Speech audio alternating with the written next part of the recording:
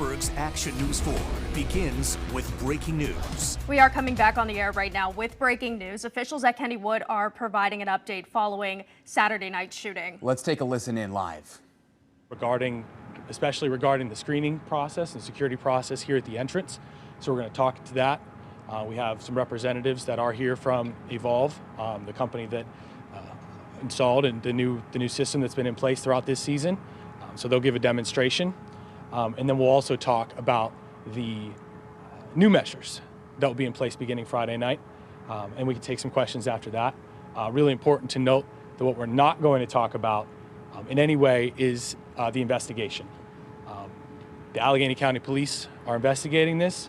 We will do everything to support them in that investigation and our full cooperation, collaboration. But that's not what we're here to talk about today. So I just appreciate everybody keeping in mind of that. So that's just kind of the ground rules of how we're going to approach this morning. And I'll pass along to our General Manager, Mark Pauls, that can talk about Saturday night's measures and going forward.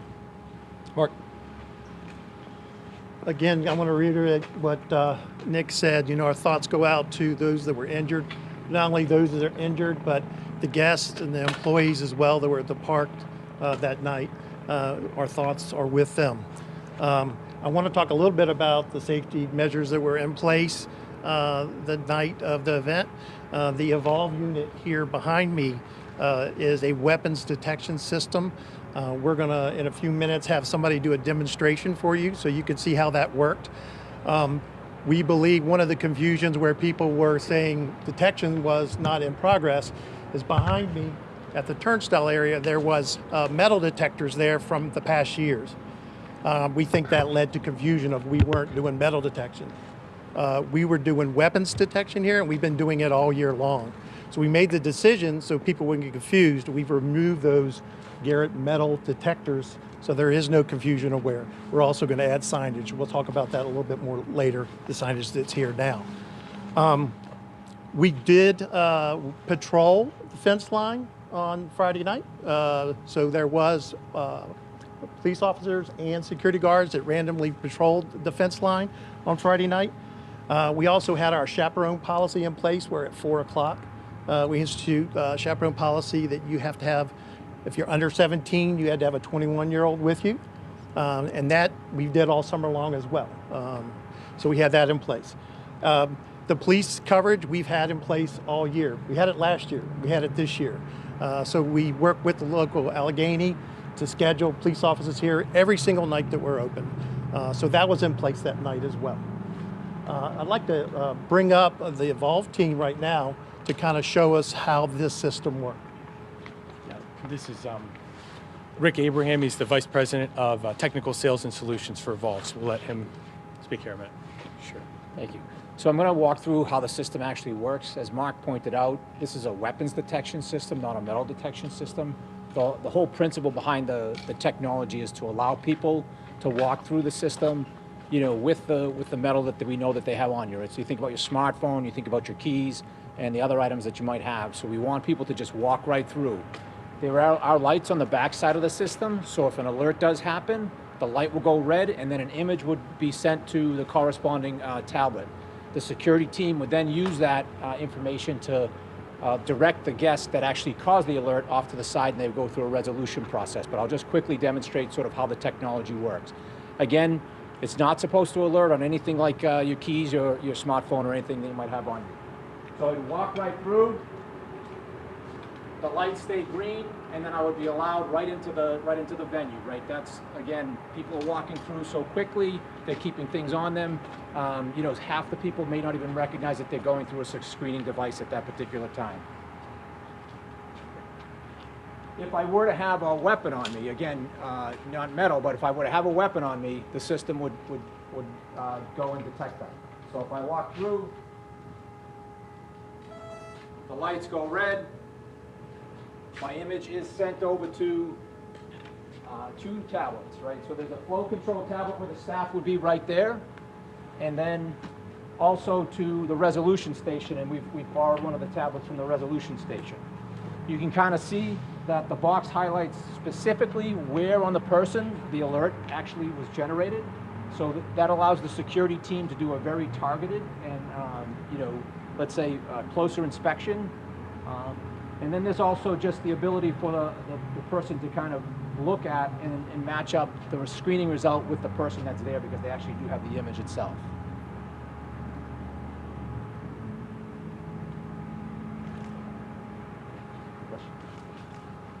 Thanks, Rick. And there'll be, he'll be around if you guys have further follow-up questions for him afterwards. So I talked about what was in place throughout Saturday night, and we'll, Mark, if you want to talk, I'll let you talk about what is going to be new and different going forward.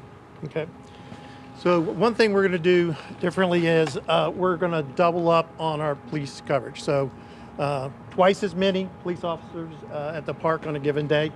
You see us donning our red jackets. All leadership is going to be wearing the red jacket so we stand out in the crowd. So when we're out in the park, even leadership, so you'll have police, you'll have our security team, and you'll have our leadership team all wearing the same thing. We'll wear this, the red, they'll be in their uniforms. Perimeter.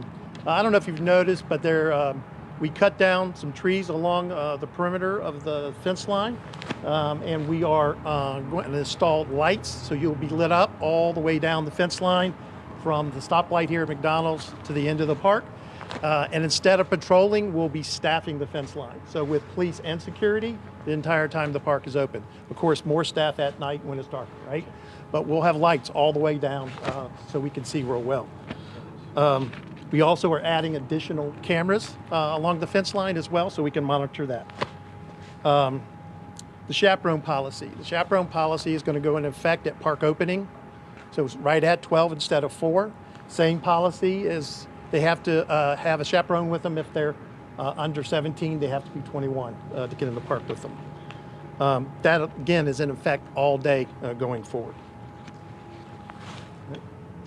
And there will be other things, certainly, like any venue. A number of the security measures, the emergency response measures, stay confidential. So that'll continue to be the case. People might not see things, but there's additional things in place. And I think before we got 2 more. Yes. So we also updated our mask policy. We want people to wear the surgical mask or the N95 so that we can see their face, so they aren't covered up. The other thing is we're going to institute a bag policy.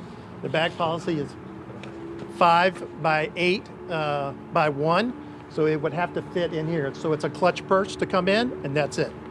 That's the largest bag we'll allow in. That goes in effect on Friday as well. I think the last thing I just wanted to add in is in terms of our team members. We've been doing outreach directly to them, department heads, to their staff, and making counseling available throughout the week. We'll continue to do that, continue to make that available.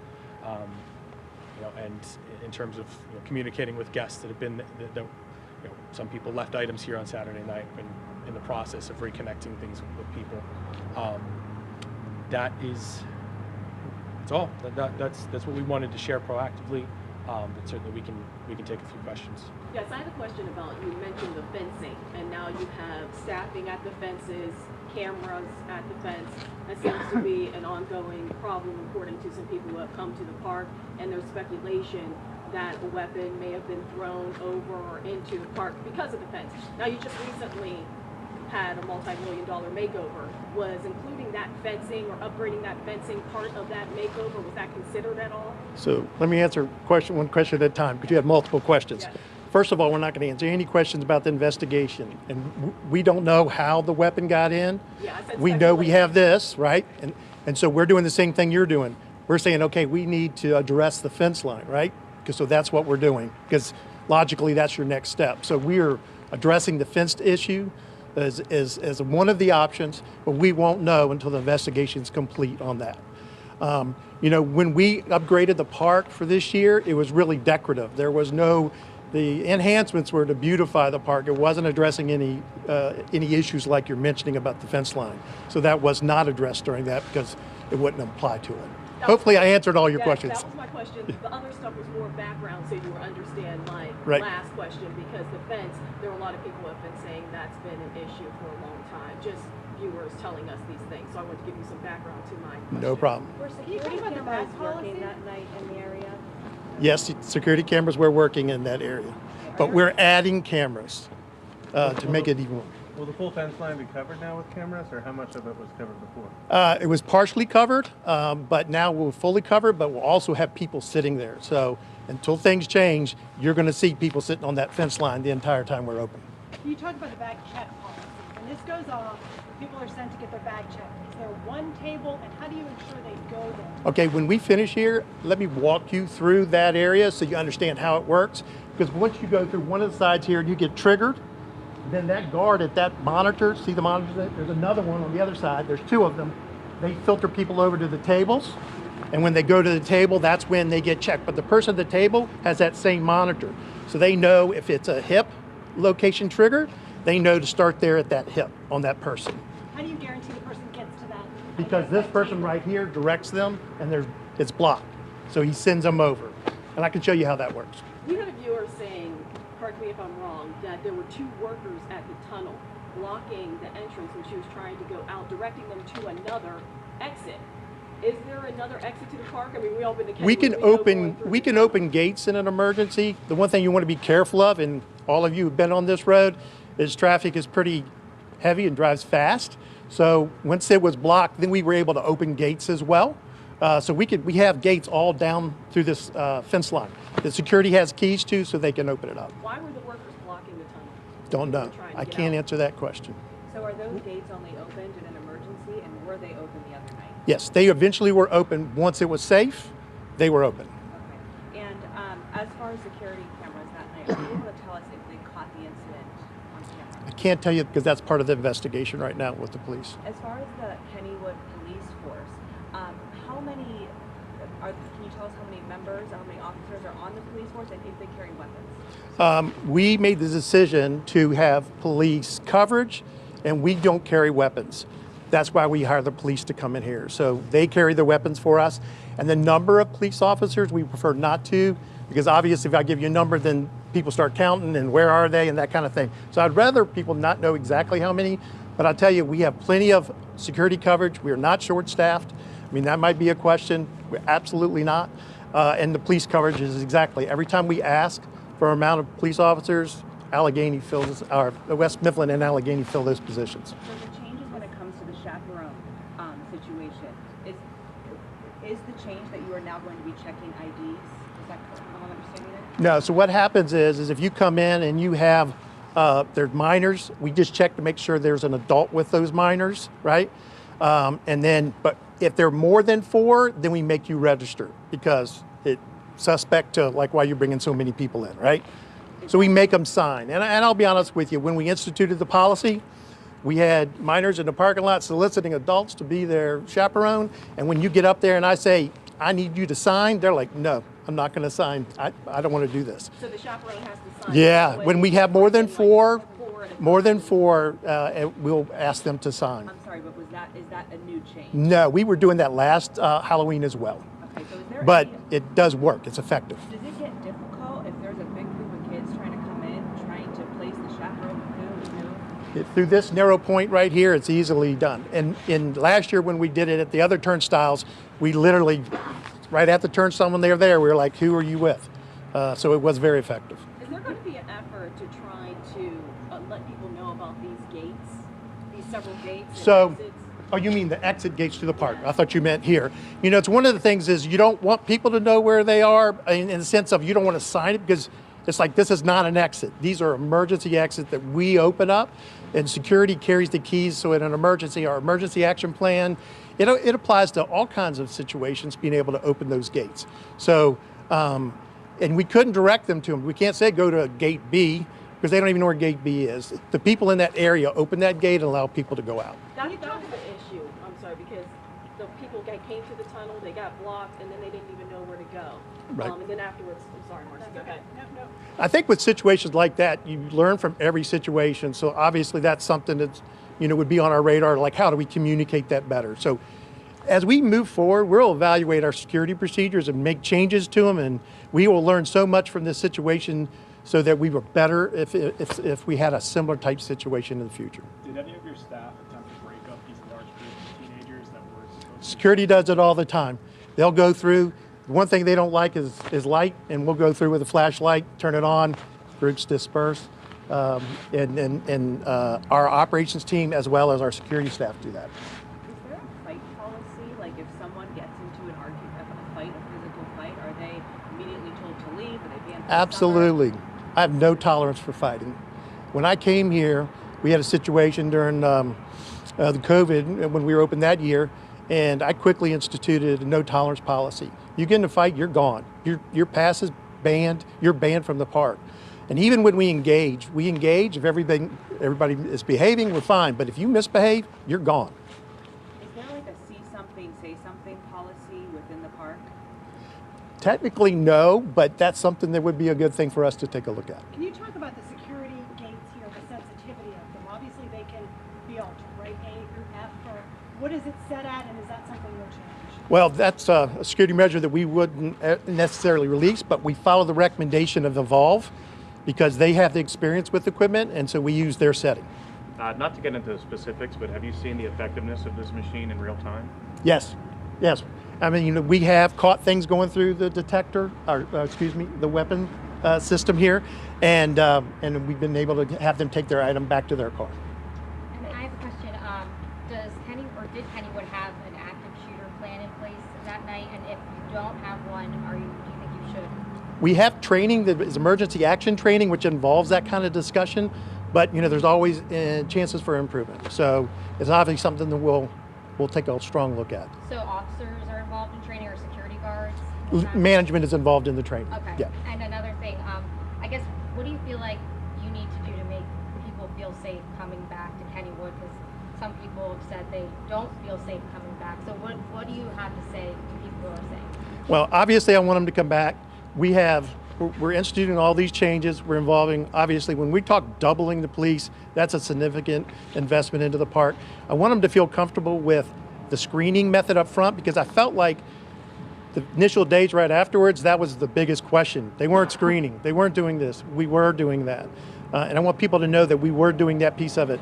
We are just like everybody else thinking about that fence line. So we're going to make sure that we staff that and make sure that nothing gets passed or people go over the fence, and that would be our thing going forward. I know you sent the same statement out that night quickly, so thank you for that, but it's been 4 days since this is the first time the public has been hearing from you to answer all of these questions that we have.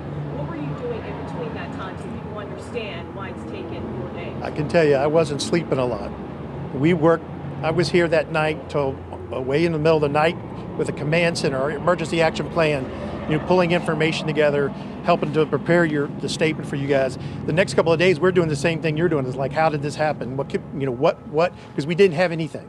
And so we really spent the last couple of days, what can we do? Because if I came out with a statement on Monday, I wouldn't have been able to tell you anything, because we were working as hard as we could work to figure out what we could do to make this better.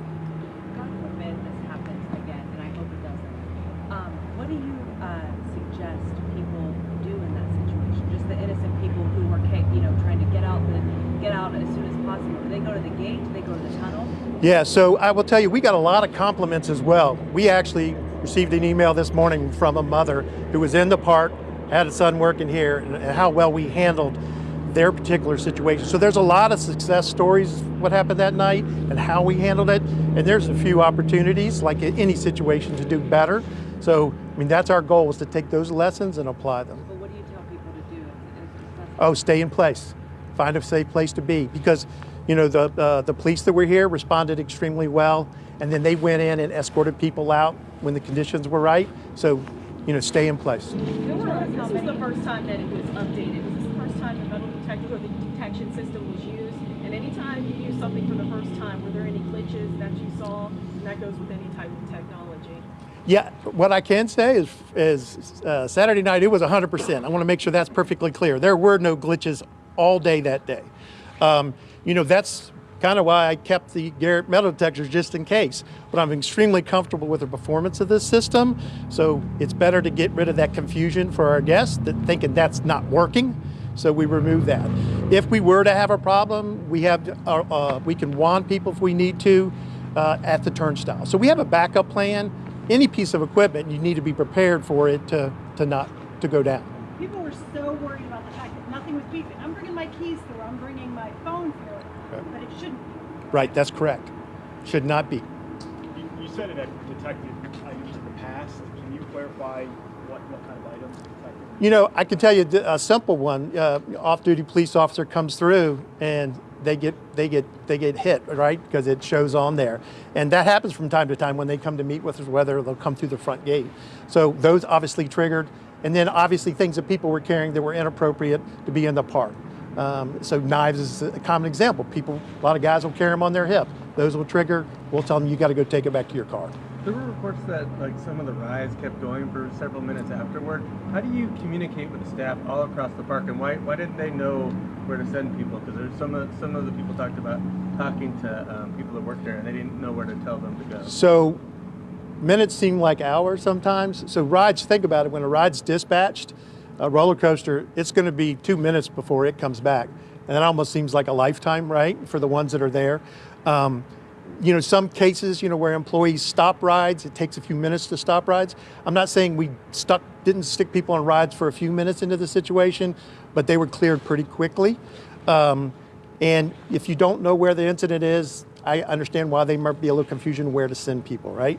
So that we could probably do a little bit better job on trying to identify. But do they have walkie-talkies, or how are you? Some do, yeah. Supervisors have walkie-talkies. The rides were called immediately from our dispatch location, so they were called and told what to do. Last question, we'll wrap it up. We can do individual. Historically, have people, has it been an issue with people coming over the fence, putting things through the fences? Because it is kind of desolate when you get to those fences with the trees and whatnot. Has that been an issue? Now, I can't answer the question about putting things through because I have no personal experience of that. We have had people jump the fence, and that's why we did patrols. And it's more about, hey, you're not paying to get in kind of thing. And obviously it has a whole different connotation now. So now that's why we're staffing this fence line, we're lighting it up, we're adding cameras. I'm going to wrap, guys. Thanks. Thanks, Nick. Thank you.